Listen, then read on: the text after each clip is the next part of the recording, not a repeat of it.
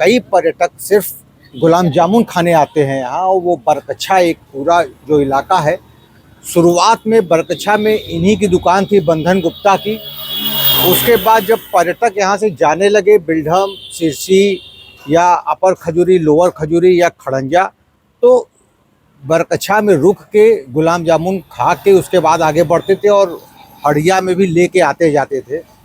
और बंधन गुप्ता के बाद कई लोगों ने दुकान खोल लिया। ये बताइए बंधन भाई, क्या खासियत है आपके गुलाब जामुन में? और जान लीजिए कि हम चौथा पुश्त दुकान पे बैठे हैं। चौथा पुश्त, दादा, बाबा, पापा, फिर हम।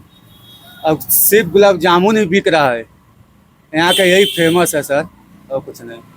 ये जो धुआं निकलता रहता है, ये भी देखते हैं कि लोगों को पागल कर देता है। पागल नहीं, धुआं से होता है कि गुलाब जामुन गर्म है, ठंडा नहीं मिलेगा आपको, गरम गरम ऐसा मिलेगा।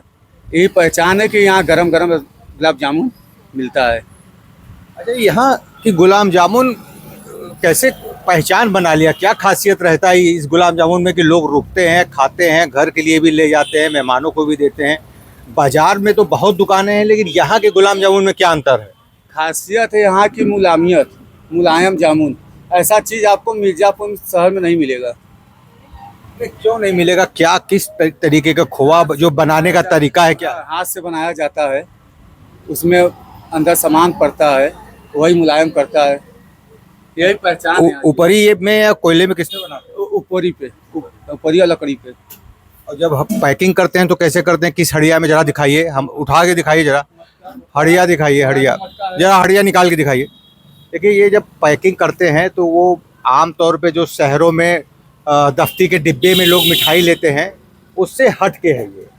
इसमें पैकिंग होती है। अब इसमें पैकिंग होने के पीछे भी कई मकसद है। एक तो सौंधापन वैसे ही उपली में तैयार होता है, उसके बाद जब मिट्टी के इस पात्र में रखा जाता है तो और भी सौंधा पन की खुशबू और बढ़ जाती है, खाने में भी स्वाद बढ़ जाता है। ये बताइए कि क्या हिसाब से बेचते बैठे?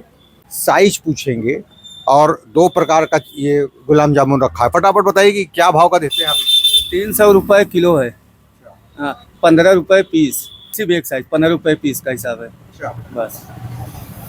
तो ये आप देख पा रहे हैं कि मिर्ज़ापुर लोग क्यों खरीदते हैं। कितनी पीढ़ी से, कितनी पुरानी यहाँ एक परंपरा हो चुकी है कि लोग गुलाब जामुन खरीदेंगे, खाएंगे और पर्यटन स्थल पर भी ले जाएंगे। मिर्ज़ापुर से TV 100 के लिए वीरेंद्र गुप्ता की रिपोर्ट।